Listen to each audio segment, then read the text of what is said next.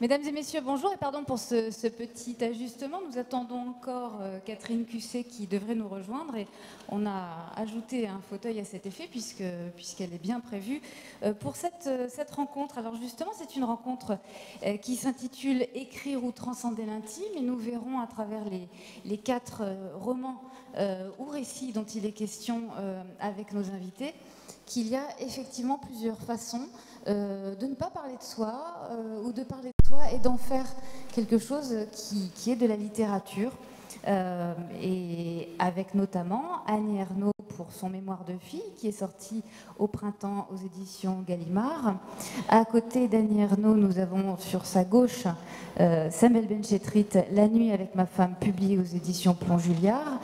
Et puis Bernard Chambaz, À tombeau ouvert, qui sort, donc ça nous sommes sur des livres de la rentrée, avec, donc publié aux éditions Stock. Et puis Catherine Cusset qui nous rejoindra, qui sort un livre intitulé L'autre qu'on adorait aux éditions Gallimard.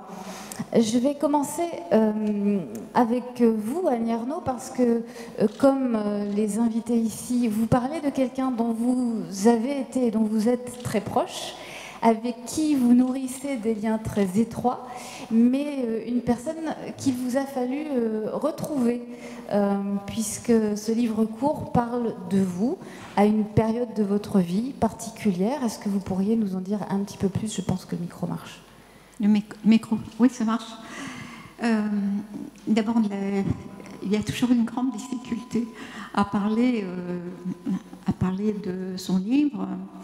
Dans ce cas-là, notamment parce que j'ai passé beaucoup de temps à tourner autour de quelque chose qui remonte si loin, puisque ça remonte à ma 18e année, à cette période entre 18 et 20 ans, où d'une certaine façon j'ai eu l'impression d'être coupée du monde, d'être étrangère à moi-même, à partir d'un événement. Je mets événement, ça paraît un gros mot, mais ce n'est pas tant que ça, parce qu'un événement, c'est ce qui fait qu'on n'est plus pareil avant et après. Et ce qui s'est passé, c'est au fond quelque chose d'extrêmement banal, et c'est la banalité même qui en faisait la difficulté d'écriture.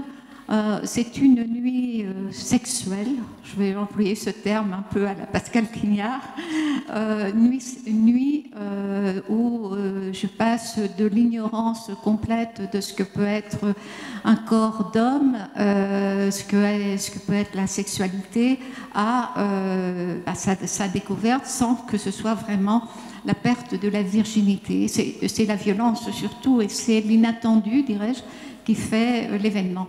Et donc, ce qui s'en a suivi pendant les semaines dans ce lieu qui était tout banalement encore une colonie de vacances où j'étais monitrice, une monitrice fort inexpérimentée par ailleurs. Donc ces semaines ensuite, dont il y a une sorte de traîne pendant 2 ans, et je suis fondée quelque part à penser que ces 2 années-là ont été majeures dans ma vie et m'ont conduite, comme d'ailleurs je le manifesterai, à l'écriture, puisque je me mettrai à écrire peu de temps après ces 2 années. Voilà. Alors, cette autre-là, parce que c'est une autre, bien entendu, hein, comment la femme que je suis, où j'étais il y a quelques années quand j'ai commencé ce livre, et cette fille, comment pourrais-je écrire, comment pourrais-je, parce qu'au fond c'était le but. Je crois que on a un but souvent quand on écrit, c'était comment retrouver ce qu'elle était. Et là c'est une sorte de travail, je dirais presque comme pourrait faire un historien, d'accumuler des archives, par exemple les poèmes que j'avais recopiés dans ma 18e année, les lettres que j'ai écrites à une amie et que celle-ci, par miracle, m'a rendue. Voilà, donc tout cela, et puis une sorte d'immersion, et tout ça, ça fait l'écriture, mais j'ai employé le « elle » pour parler donc de cette fille que j'ai été, et Et à un moment de l'écriture, je pourrais dire elle est moi, elle est moi, et je suis elle, et continuer davantage à la première personne. Alors effectivement, vous le dites dans le livre, cette fois, 28 avril 2015, je quitte la colonie pour de bon. Tant que je n'y étais pas entrée de nouveau par l'écriture, pas demeurée des mois et des mois, je n'en étais pas partie. Je peux dire elle et moi, je suis elle. Ce livre est-il, pour vous, la résolution d'une dislocation? Vous savez, je ne crois pas qu'un livre, ça soit ça. Que ça répare quelque chose. C'est un acte d'écrire, c'est de faire quelque chose alors qu'on ne pouvait rien faire, d'une certaine façon. C'est-à-dire d'être avec la pensée de choses qui étaient honteuses pour moi, qui étaient de l'ordre de la honte, qui étaient de l'ordre de se dire ça a eu lieu et puis mais ça n'existe pas puisque c'est pas écrit. Voilà, et d'un seul coup, l'écriture c'est l'acte c'est faire quelque chose. Et dans toutes les situations difficiles, de faire quelque chose, c'est ça qui compte. Et notamment, l'écriture, ça a ce grand privilège, c'est que c'est de lancer, c'est la fameuse bouteille à la mer, c'est ça, c'est de dire, faire quelque chose, et puis on va voir. L'important, c'est de l'avoir fait, mais est-ce que si je ne pensais pas que quelque part quelqu'un puisse lire ça et en être atteint, je ne veux même pas dire touché ou quoi que ce soit, je pense que oui, l'écriture ne se justifierait pas. J'ai envie de demander à Samuel Béchetrit, à côté de vous, vous aussi, il est question d'une nuit, d'un retour dans votre passé, puisque l'histoire que vous racontez, enfin vous revenez sur ce qui s'est passé il y a 13 ans, un mois de juillet 2003, où la femme que vous aimiez a été assassinée. Et vous en faites un livre avec vous aussi le recul des années. Quel était le projet de cet ouvrage, de cette entreprise littéraire? C'était, je sais pas, j'ai pas pensé avant jamais à écrire là-dessus. En tout cas, je pensais pas, en tout cas, comme vous le disiez à l'instant, que ça intéresserait qui que ce soit. Donc je pouvais y penser, écrire pour moi, avoir des choses.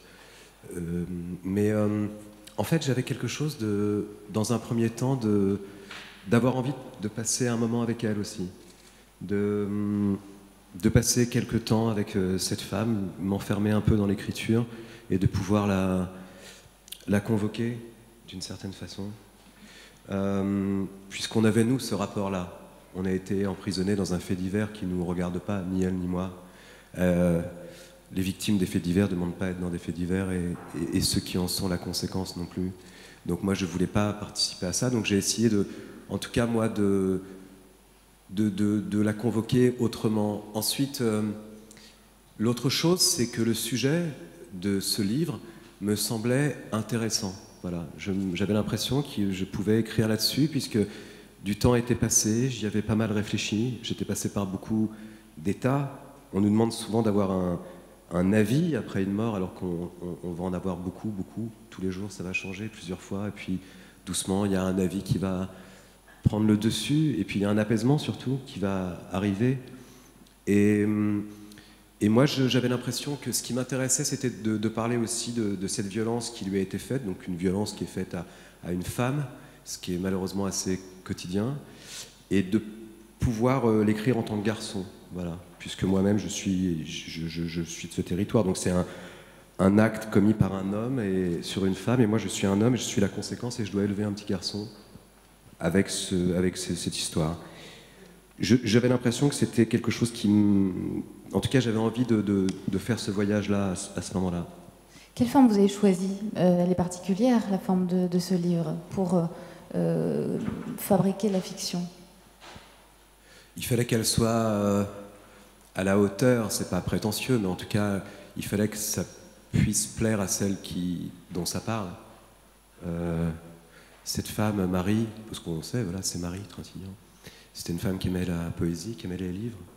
Donc moi-même, je ne sais pas si j'aurais pu, il y a 13 ans, tenter de lui plaire autant. Enfin voilà, parce que moi je pense que ce qui m'intéressait beaucoup, la phrase qui me guidait dans ces nuits, c'était de me dire, je trouve totalement absurde, je trouve que l'amour progresse pas tant que ça en fait. Et j'avais envie de me dire que je pouvais aimer d'autres personnes en continuant à l'aimer. Voilà. Ça veut dire quoi, l'amour ne progresse pas tant que ça? Bah, je trouve qu'on a sur la jalousie, sur le rapport au passé de l'autre.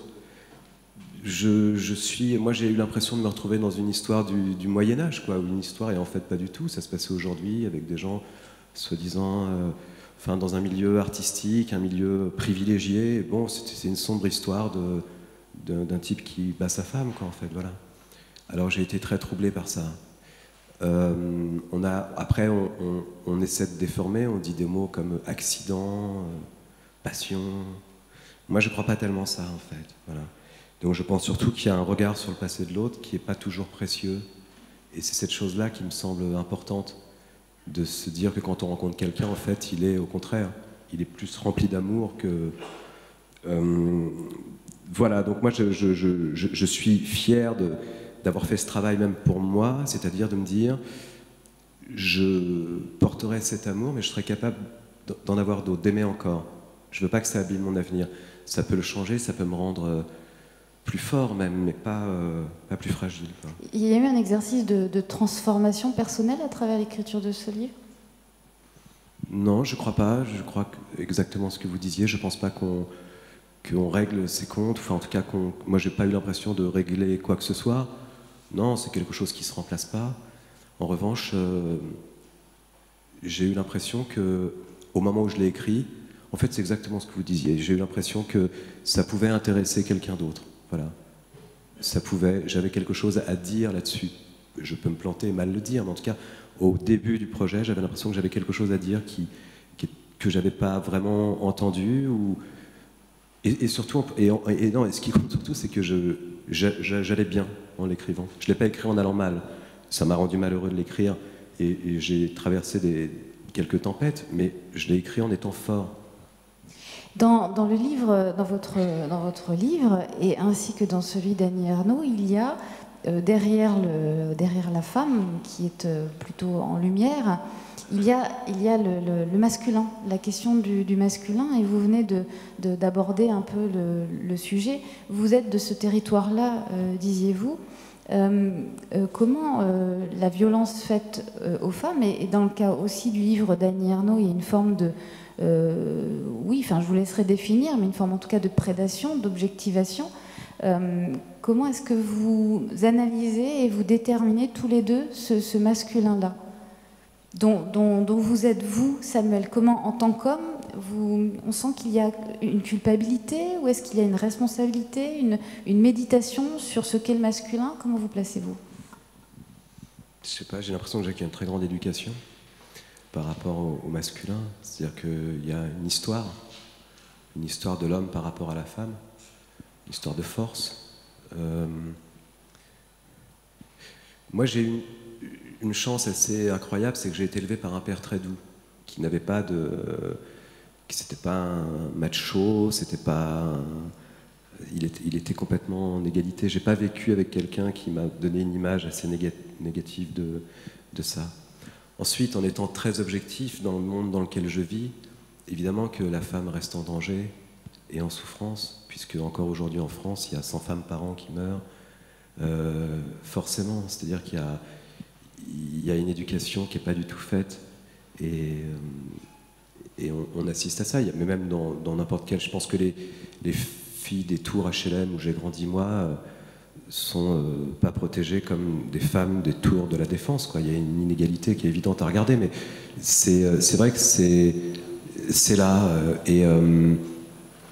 Moi, ce qui m'a fasciné, surtout, la chose qui m'a fasciné, c'est ce procès auquel j'ai assisté, où vraiment la victime devient un bourreau, quoi. Où on cherche à vraiment faire en sorte que forcément, il y a quelque chose du temps passé, quoi. De toute façon, on voit bien que dans le monde dans lequel on vit, il y a un décalage on n'est pas tous à la même époque, et encore une fois, c'est bien sûr les femmes qui trinquent par rapport à ça. Ensuite, j'ai l'impression que, voilà, qu'il y a une très grande éducation à faire des hommes, il y a aussi une éducation à faire chez les jeunes femmes, et que, voilà, je pense qu'il y a toujours une peur, je crois que c'est ça, hein, c'est ce que j'essaie un tout petit peu de dire dans le livre, je pense que c'est la liberté qui fait peur. Et la liberté, on finit toujours par cogner dessus quand on ne peut pas la comprendre. Moi, j'ai l'impression que c'est arrivé à cette femme, par exemple, dont je parle dans le livre. C'était une femme libre qui était complètement dans son époque et qui était même en train de la bouleverser, qui était même en train de jouer à ce moment-là au cinéma une femme libre qui était Colette. Donc je pense qu'elle était aussi dans son personnage, qui aimait, puis un jour qui n'aimait plus, et qui n'aimait plus, et puis c'est tout. Et je pense que ça peut être insupportable. Pardon, je parle longtemps. Non, vous êtes là pour ça. Bernard Champasse, je ne vous abandonne pas. Vous allez avoir aussi l'occasion de nous parler, mais votre texte est assez distancié enfin, votre sujet est assez distinct de vous, encore que on l'analysera un petit peu mieux, mais je voudrais que Camille Ernaux parle de cette question du masculin. Oui, alors en entendant Samuel Benchetrit, je pensais que vous avez eu un père très doux et que c'était une chance. Et alors, moi, j'ai eu un père très doux, mais pour moi, en tant que fille, c'était pas une chance, parce que justement, j'ai grandi dans une société où justement, les hommes appliquaient, j'allais dire inconsciemment, spontanément, une domination, un privilège que je n'avais jamais vu à l'œuvre dans mon milieu familial, parental, très précisément, où c'est ma mère qui faisait, je dois dire, la loi, voilà, qui était une femme forte, et mon père était la douceur même, la gentillesse même. Et donc, pour une fille, c'est ne pas croire justement à ces prérogatives inscrites, j'allais dire vraiment ancestralement presque, et qui donc dans les années, puisque c'est en 58, s'exerçaient en toute, en toute légitimité. Mais je ne crois pas que le monde ait tellement changé, malheureusement. Et voilà, la preuve évidemment en est faite avec ce qui est arrivé à Marie, Trintignant, mais aussi à ce qui arrive, bien sûr, à tant de femmes par jour. Et ce qui est extrêmement violent, c'est que ça reste imprégné de cette idée, mais qui s'exprime toujours très brutalement, mais elle l'a bien cherché. Hein. Il y a toujours ça. Il y a toujours quelque chose dans le corps des femmes, dans l'esprit des femmes, dans ce qu'elles font, qui fait qu'à un moment, il faudra en quelque sorte soit que voilà, ça retombe, qu'il y ait quelque part de la responsabilité. Et bien sûr que mon livre interroge sur le masculin, féminin, et je sais que il est sorti il y a déjà quelques mois, que des hommes, des lecteurs m'ont dit que ce livre les interrogeait sur leur comportement, leurs croyances aussi. Enfin, c'est toutes ces choses qui sont enfouies.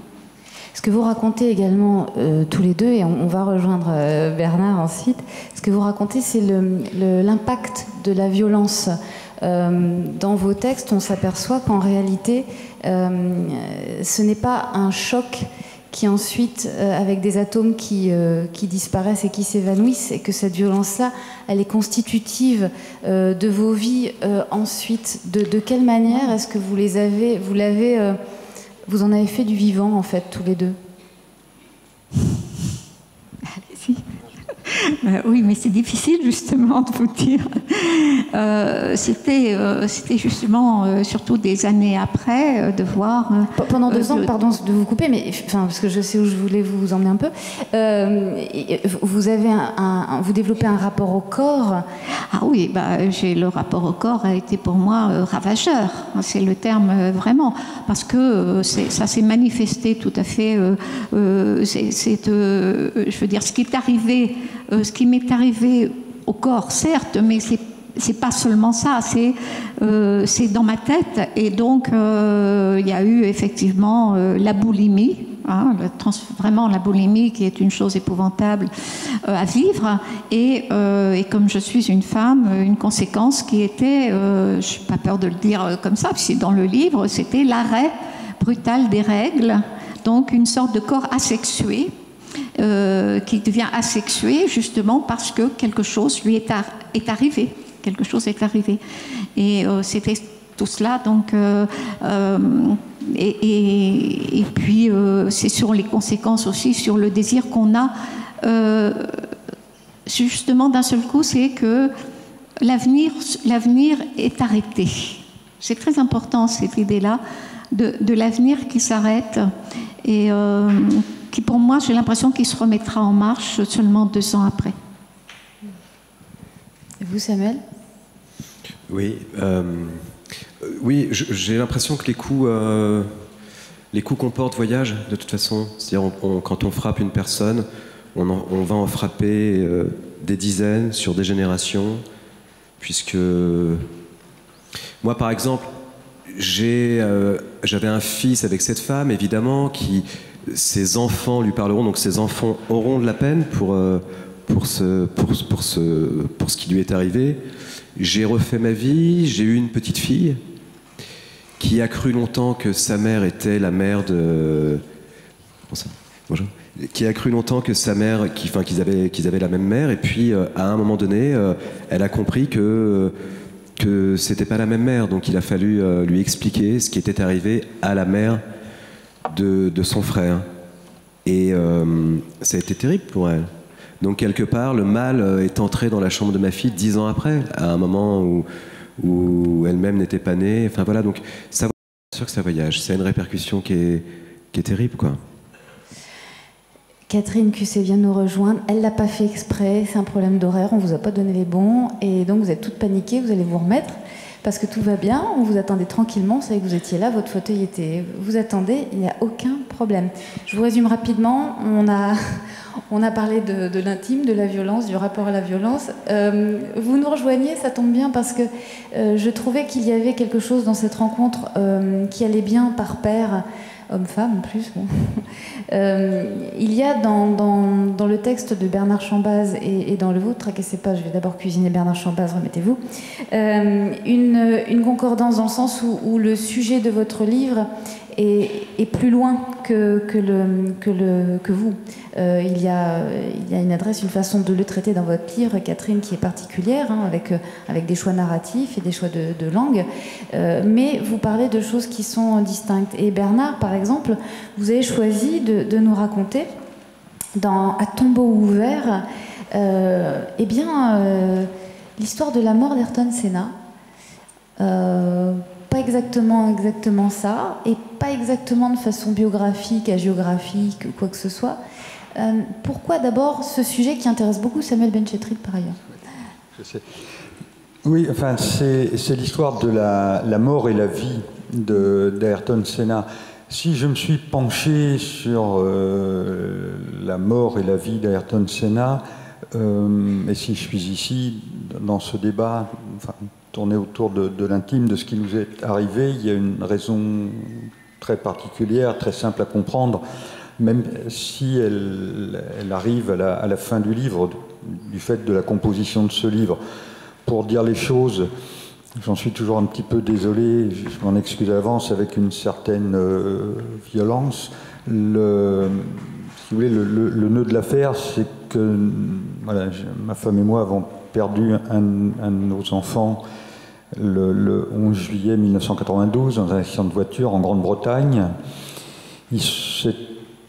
Bon, je suis pas là, enfin, c'est un deuil dont je pense qu'on reste de toute façon inconsolable et qu'il n'y a strictement aucune réparation à attendre, même si nous écrivons des livres, quand on peut les écrire, et même si on a la chance d'être lu par des lecteurs. Et il se trouve que 22 ans après, pour la première fois, nous remettons les pieds en Grande-Bretagne pour des vacances, ma femme et moi. Nous louons une voiture et 2 jours après, voilà, nous avons un grave accident de voiture. Je suis très alors c'est pas la même chose, mais le corps aussi est directement touché, concerné. Je suis très inquiet pendant quelques secondes, quelques minutes peut-être pour mon épouse. Bon, finalement, il n'y avait pas de gravité, mais après j'ai passé le reste de l'après-midi à essayer de comprendre ce qui s'était passé, et surtout à revivre les images, et vous allez comprendre pourquoi j'ai écrit ce livre.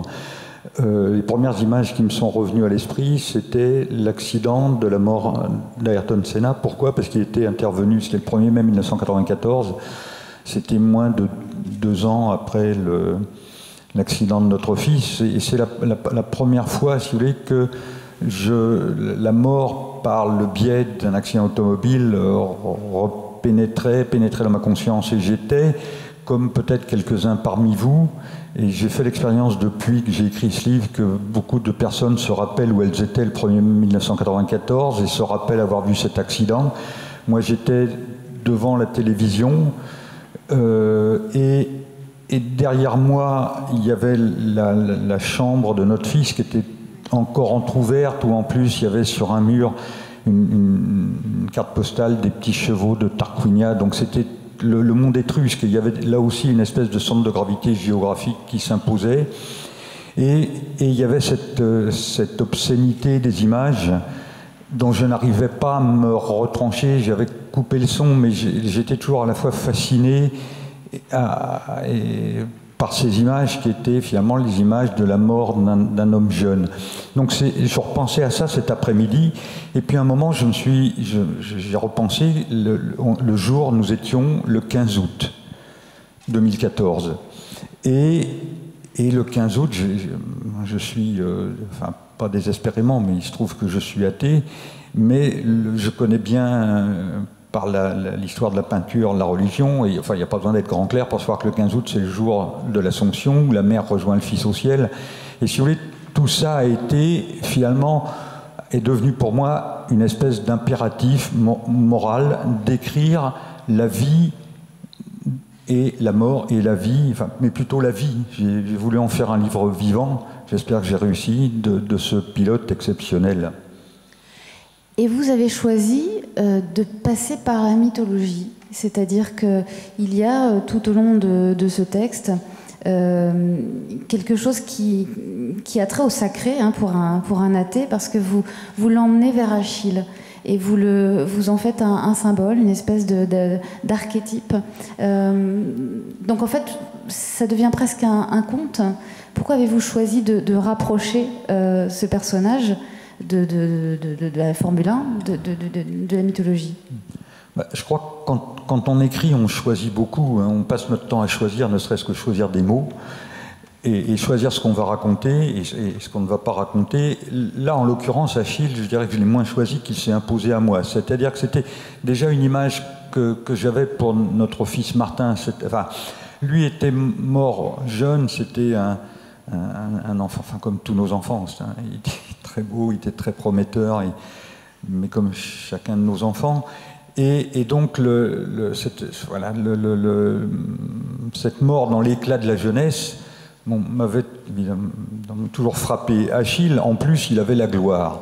Et depuis longtemps que j'avais cette espèce de parallèle entre Martin et Achille. Et là, avec Senna, il était encore plus évident, parce que Senna avait la gloire. Et il avait... Donc, pour moi, le parallèle avec Achille était évident, et pas seulement parce que le cheval d'Achille, le Xanthos, pouvait être comme la Lotus ou la Williams, la voiture de course de Senna. Après, en travaillant, je me suis rendu compte que le parallèle était d'autant mieux fondé que on se rappelle ou on sait que quand on a lu l'Iliade, ou même il y a longtemps, les larmes d'Achille, la fureur d'Achille, et je pense que Sénat était quelqu'un qui pleurait souvent, qui avait beaucoup de larmes, était un furieux, dans le meilleur sens du terme, et donc ce parallèle me paraissait d'autant plus fondé. Après, vous dites, sur Sénat, moi j'ai rencontré aussi, j'étais très touché, Sénat était un garçon extrêmement croyant qui avait un rapport à Dieu.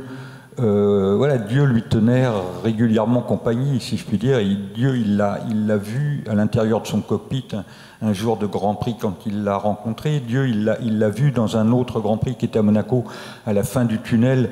Moi, qui m'a toujours fait penser au tableau L'Empyrée de Jérôme Bosch, cette espèce de cercle de halo un peu plus clair au fond, qui représente l'au-delà. Et puis après, à la fin du livre, et je le raconte en une page, j'ai été frappé, j'ai travaillé, j'avais acheté par exemple un livre, une grosse biographie de Sénat en anglais pour avoir des détails sur ce qu'avait été sa vie. Et il y avait une photo sur le 4e de couverture et que j'ai eu pendant longtemps sous les yeux, et c'est seulement à la fin que je me suis rendu compte, et c'était bouleversant, que Sénat ressemblait à notre fils. Même y compris avec le même dos, du nez un peu busqué, les cheveux frisés, un peu la même allure. Et en plus, sur cette photo, il avait sa cagoule de pilote. Et pour Martin, c'était pas une cagoule, mais c'était une forme de cagoule, mais c'est également la dernière image que nous avons emportée de lui. Et voilà, et il y avait cette ressemblance qui était pour moi bouleversante, et qui là encore, je dirais d'une certaine manière, le livre n'a pas besoin d'être justifié. Samuel Benchetrit l'a dit, il est très, je ne sais pas si je dis très fier, mais je pense que c'est la même chose. Je suis très très heureux d'avoir écrit ce livre. Et il n'y a pas besoin de justification, mais là il y avait comme une espèce de logique de pli impeccable qui tombait avec cette image de la cagoule. On comprend que le jeu, à vous écouter, on comprend que le jeu du livre a une place particulière, il est important, c'est un des pivots de votre texte.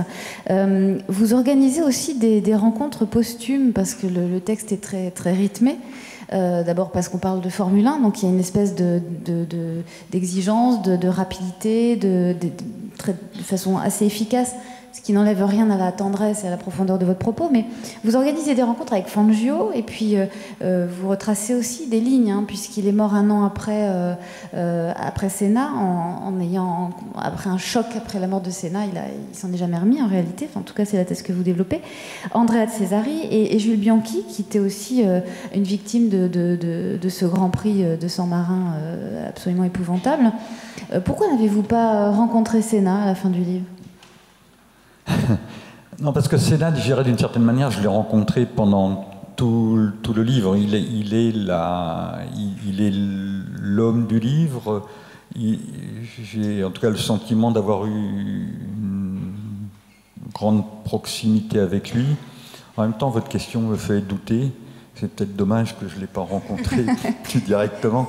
Mais ces 3 rencontres, notamment avec Fangio, de Cesaris ou Bianchi, me servaient d'espèce de contrepoint dans la construction du livre, et explorer aussi une dimension, on l'a dit tout à l'heure, on est dans plusieurs temps. Et puis fondamentalement, je crois que ce qu'on appelle littérature, ce que nous aimons faire, le temps qu'on y passe, temps considérable même qu'on y passe, c'est bien j'espère que ça ne fait pas pompeux, mais c'est le dialogue avec les morts, c'est-à-dire comment faire tenir ensemble les vivants et les morts dans le monde d'aujourd'hui, et notamment ceux que nous avons aimés ou ceux auxquels nous portons une estime considérable. Et on voit qu'Achille est la clé de voûte, en tout cas une clé pour répondre à la question que vous venez de poser. Votre livre aurait pu prendre le titre du livre de Catherine Cusset, L'autre qu'on adorait, donc publié chez Gallimard. C'est une phrase qui n'est pas de vous, Catherine, qui est empruntée à Léo Ferré. Alors vous placez ce texte sous l'égide d'un poète. Pourquoi avoir choisi cette phrase ? Bon, d'abord tout simplement parce que c'est une chanson qu'aimait beaucoup mon personnage, Thomas, avec le temps, de Léo Ferré, qu'il entend adolescent, dans ce début de vie joyeux. Mon roman commence, il a 17 ans, et il est là, étudiant à Paris, et il adore la musique, et il adore plein de choses, l'opéra, la musique américaine, il adore la variété française, en particulier avec le temps. Et puis, un autre moment du roman, alors qu'il est à peu près 25 ans, il rentre des États-Unis, parce qu'il est parti étudier aux États-Unis. Il est très amoureux d'une américaine et leur relation est un peu en train de se défaire, de se déliter. Et il est à Paris, c'est juin 95, il va à un concert d'une chanteuse de jazz, s'appelle Abby Lincoln. Et voilà que cette Abby Lincoln chante en français avec le temps. D'ailleurs, je vous recommande d'aller l'écouter sur l'ordinateur. C'est une version magnifique avec un accent de noire américaine. C'est vraiment, j'ai les larmes aux yeux moi quand j'écoute cette chanson. Et donc déjà, elle jouait un rôle 2 fois dans le roman. Par ailleurs, Thomas est quelqu'un qui adore la musique. Donc c'était important pour moi que la musique soit présente dans le titre. J'ai failli appeler mon roman Avec le temps, mais le temps joue un très grand rôle dans ce roman qui raconte 22 ans de la vie de Thomas, donc de ses 17 ans quand il est ce jeune étudiant parisien, à ses 39 ans quand il est cet homme encore jeune, qui se suicide tout seul dans cette petite ville de Virginie. Donc Thomas, c'est quelqu'un qui était très doué, qui adorait vivre, hein, qui dévore la vie, qui aime tout de la vie. Il aime la littérature, il aime les femmes, il aime manger, il aime le vin, il aime la musique, il aime la nuit, il aime la fête, il aime la solitude, il aime tout.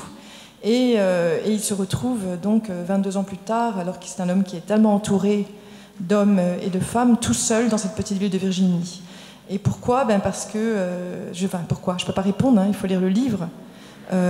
Pour comprendre le trajet qui l'a mené là-bas, à cette solitude et qui le conduit à se tuer, à ce désespoir.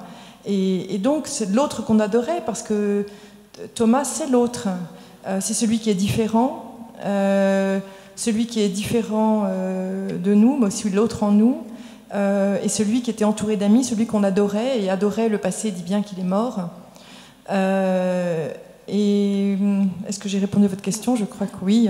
Oui. C'est un livre qui est à la fois donc à la fois sur ce Thomas que moi j'ai connu, hein, j'ai basé le roman sur la vie d'un ami que j'ai connu, mais en même temps j'ai réinventé sa vie. Enfin, je l'ai réinventé de l'intérieur. J'ai voulu redonner vie. C'est un roman, comme vous disiez d'ailleurs, sur la vie. Hein, c'est un roman sur je voulais que le personnage soit le plus vivant possible, parce que quand il a disparu, c'est comme si une comète. C'est comme si une comète avait disparu. Et en même temps, ce qui m'a frappée, enfin, je ne sais pas si je le savais en écrivant le livre. Moi, je voulais réparer une injustice, je voulais rendre vie, mais ce qui me frappe depuis que le livre a paru et est lu par des lecteurs, c'est le nombre de gens qui m'ont dit qu'il y a un Thomas dans leur vie. C'est-à-dire quelqu'un d'extrêmement doué ou d'extrêmement joyeux, enfin, aimant vivre, et qui un jour n'est plus arrivé à vivre.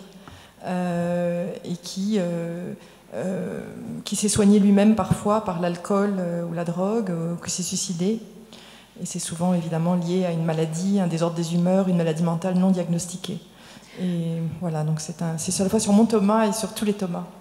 Alors, votre narratrice dans le livre a été la sœur de son meilleur ami, la sœur de son donc oui. La sœur du meilleur ami. La sœur du meilleur ami de Thomas, voilà. Oui. Et puis elle a été son amoureuse, et puis après sa confidente. Enfin, il y a eu comme ça aussi une vraie évolution dans les relations qu'elle tisse avec Thomas. C'est un texte que vous avez écrit à la 2e personne du singulier tu.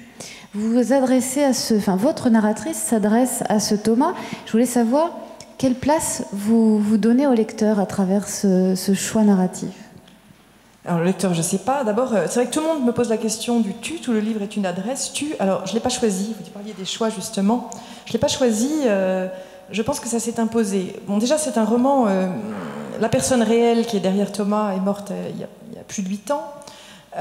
Et j'ai essayé d'écrire, je savais que j'écrirais sur lui parce que c'était un ami qui avait été très important dans ma vie, mais ça se bloquait, je n'y arrivais pas au-delà d'une centaine de pages, parce que j'essayais d'écrire sur notre amitié, et l'amitié c'est un sujet intéressant, hein, je me disais oui, il y a un chagrin d'amitié comme un chagrin d'amour, mais c'était pas si fondamentalement intéressant que ça, Et ce qui lui est arrivé à Thomas, c'était quelque part beaucoup plus intéressant. C'est-à-dire cette tragédie vers laquelle il va, et bien au-delà de notre amitié, bien au-delà de mon chagrin d'amitié, c'était ça que je voulais toucher. Et je n'y arrivais pas. Et puis, à un moment, il y a 2 ans, je pense, j'ai eu une sorte d'intuition, alors que j'avais un peu abandonné ce texte. J'étais à la piscine, je nageais, et tout à coup, j'ai entendu, un peu comme Jeanne d'Arc, vous allez me dire, j'ai entendu une voix. Et voilà, c'est vraiment, quand on est écrivain, dès qu'on marche dans la rue, on est tout en train d'écrire quelque part. Mais donc tout à coup, j'étais pas en train de travailler à ce texte, et il y a une voix qui est la voix de Thomas, et ça vient sous forme de tu, comme si je m'adressais à lui, mais en fait, pour moi, et vous pourrez ne pas être d'accord si vous lisez le livre, pour moi, c'est lui qui s'adresse à lui-même. Je ne sais pas comment le dire. Le tu, c'est sans doute ce qu'il y a de plus proche de lui. Annie, vous m'aviez parlé d'un tu fraternel. C'est un tu fraternel, et en même temps, ce tu, moi je le vois comme parfois on se parle à soi-même. Enfin, je ne sais pas exactement, c'est un tu très proche. Et voilà, et tout le livre, et ce tu, quelle est cette phrase qui est venue quand j'étais dans cette piscine? C'est une intuition très très forte que j'ai eue de sa souffrance et de sa solitude. Thomas était quelqu'un d'extrêmement joyeux, qui choisissait de se cacher pendant ces périodes de dépression, parce qu'on peut bien les appeler comme ça, qui était parisien, français, et qui est parti d'abord étudier aux États-Unis, mais puis vivre aux États-Unis. Donc déjà, tous ses amis français très très nombreux ne le voyaient pas pendant une grande partie de l'année. Moi, je le voyais un peu, parce que j'étais aussi aux États-Unis, on avait des vies très parallèles. Et aussi, l'autre chose très parallèle que j'avais avec Thomas, qui était proustien, qui est devenu professeur d'université, c'est que j'étais également, à cette époque-là, professeur d'université. Donc on avait, aux États-Unis, donc on avait des mondes comme ça, très parallèles. Et j'ai donc eu l'intuition de cette souffrance. J'ai vu Thomas dans cette petite ville universitaire, dans cette Amérique où il était profondément étranger. Il n'avait rien à voir avec cette Amérique-là.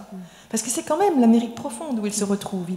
Il s'enfonce de plus en plus loin dans l'Amérique, il n'arrive pas à obtenir un poste, donc il quitte New York, et puis il n'a pas le poste à Princeton, et il se retrouve sur la côte ouest. Et d'ailleurs, il adore, il est toujours prêt à recommencer, et puis là, on ne le garde pas. Et donc de la côte ouest, il est obligé de partir ailleurs, de tout le temps chercher un poste. Il se retrouve dans l'Utah, chez les Mormons. On ne peut pas faire quelqu'un de plus différent des Mormons, mais même là, il est prêt à accepter l'expérience. Et puis enfin, en Virginie, donc ce qui veut dire recommencer sa vie 4 fois en 4 ou 5 ans, ce qui est absolument énorme. Alors, cet être est très extraverti, très, très avide, enfin, très, très goulu de la vie. C'est assez clair dans le texte. Il se tue quand même, peut-être qu'il s'adresse à lui-même, mais il le met aussi à une certaine distance. C'est-à-dire qu'on le saisit à travers le prisme de quelqu'un qui parle. Donc c'est pas il. Le il peut permettre, avec un narrateur omniscient, de se fondre dans le personnage. Et à un moment, ce personnage dit à la narratrice, c'est page 177, presque un peu sombre à ce moment-là, vous le saisissez un peu sombre, il dit, tu sais, les gens ont quand même une vie intérieure. Et ça sonne un peu comme un reproche, comme si quelque chose était plaqué sur lui. Et qu'il vous disait mais c'est pas tout à fait ça. Est-ce que vous dites là que l'écriture peut ne pas arriver à nous rendre explicites nos proches et à rendre plus évident de cerner des personnages concrets? Est-ce que finalement les personnages, nos proches, ne nous restent pas plus étrangers que les personnages concrets quand on est romancier? Bon, déjà, en épigraphe de mon livre, j'ai une citation de Proust où je dis tout simplement que l'autre reste toujours l'autre. L'autre, c'est celui sur lequel on projette avec autant de vraisemblance la haine et l'amour. Donc, moi, j'ai choisi de réinventer Thomas. Je projette. Je reste pas dans le vague. J'ai vraiment un personnage que je recrée. Et c'est un choix. La personne réelle n'était sans doute... C'est évidemment pas lui. Il y a beaucoup de moi dans cette projection. Ça, c'est la première chose. La deuxième chose, c'est que vous me dites un peu un reproche. Mais là, vous venez de toucher la phrase qui n'est pas un peu un reproche, Karine, mais qui est le reproche, qui est vraiment une phrase très importante dans le livre, parce qu'en fait, je le raconte dans le livre, mais c'est une chose réelle. C'est ce Thomas, j'ai essayé déjà d'écrire sur lui. Parce que nous étions très amis et qu'à un moment, en 2002, je me suis dit, tiens, je vais écrire un livre sur l'amitié, sur mes amis. C'était un sujet qui me préoccupait beaucoup. Je souffrais beaucoup de perte d'amitié, d'être rejetée par des amis, je ne savais pas pourquoi, ça me préoccupait beaucoup. Donc j'ai écrit un livre sur à peu près une dizaine d'amitiés qui étaient des longues amitiés. Il y avait un chapitre sur Thomas, que j'avais appelé autrement, et qui de toute façon s'appelle autrement évidemment. Et ce chapitre racontait en 25 pages la vie de Thomas jusqu'à cette époque 2002. Nous nous étions beaucoup éloignés. Et donc il y avait dans ce chapitre sur lui quelque chose d'un peu sarcastique. Je le voyais qui s'enfonçait dans l'Amérique profonde. Et je me disais, où est ce brillant Thomas que j'ai connu? Où est-il? Et puis en même temps, je terminais en le comparant à l'Albatros de Baudelaire, avec ses maintenu par les hommes d'équipage, ce maladroit, la maladroit aveugle. Je pensais que c'était une très belle comparaison à laquelle il serait très sensible. Et je lui ai montré mon texte, pas seulement parce que il n'était pas question que je publie dans le dos de quelqu'un quelque chose, mais aussi parce que j'avais une confiance immense dans son jugement littéraire et je voulais son avis sur ce texte. Donc vous voyez, j'ai pas du tout eu conscience de la cruauté qui pouvait consister à montrer à quelqu'un un texte qui résumait sa vie en 25 pages et qui en plus montrait une certaine dégringolade. Donc Thomas qui s'appelait autrement, a lu ce texte et il allait très bien au moment où je lui ai montré ce texte. Je l'ai comme si je lui avais donné un coup de marteau. Et il m'a dit au matin qu'il avait pleuré, parce qu'évidemment c'était tout son passé, toute sa vie. Mais il m'a dit, ton texte est nul, c'est très très mauvais. Et c'est là où il a dit, tu sais Catherine, les gens ont quand même une vie intérieure. Et moi, sur le moment, je l'ai pris comme une façon de réagir. Je me suis dit, s'il a pleuré, c'est donc qu'il est touché, donc c'est très important, c'est que mon texte ne peut pas être tout à fait mauvais. Après coup, j'ai réfléchi à ce qu'il avait dit, je me suis rendu compte qu'il avait raison, que le livre était né d'une mauvaise posture, et je n'ai jamais publié ce livre sur l'amitié, je l'ai jeté. C'était un mauvais livre, parce qu'il n'était pas à l'intérieur. Et quand j'ai écrit ensuite ce livre sur Thomas, j'avais le désir de réparer, c'est-à-dire d'écrire un livre où il n'aurait pas dit « les gens ont quand même une vie intérieure ». J'ai eu le désir de lui rendre, de m'effacer moi, parce qu'il me disait tu prends toute la place, tu parles que de toi, de ton chagrin d'amitié, donc de m'effacer moi pour lui rendre vie, pour lui rendre sa place, pour lui rendre justice. Alors évidemment, après quand on lit un livre, chacun a son propre jugement, donc il est clair que peut-être certains parmi vous, si vous lisez mon livre, vous pourrez dire non, moi je vois pas de vie intérieure, on ne sait jamais ce que voit l'autre dans un livre, mais ce qui me frappe pour l'instant, c'est à quel point un grand nombre de lecteurs a été très très saisi, enfin a vu cette proximité avec Thomas, et les gens me disent en terminant le livre que Thomas reste avec eux, que Thomas les habite, et donc j'espère que ces réactions sont le signe que quelque part j'ai réussi à franchir ce pas vers l'autre quand même. En tout cas, c'est certainement le point commun à vos 4 livres, c'est-à-dire que ce sont des textes qui suivent ceux qui les ont lus. Et je crois que ceux parmi vous qui n'ont pas encore découvert ces livres devront se précipiter vous voir en signature. Vous voyez comment je fais un petit peu pour terminer la rencontre, puisque vous allez signer vos textes ainsi que les précédents sous le Tivoli dans le cadre de ce livre sur la place qui vous a invité, et j'étais très heureuse de vous rencontrer et de vous entendre parler aussi merveilleusement, intimement et simplement de vos nouveaux textes. Merci à tous les 4. Merci Karine.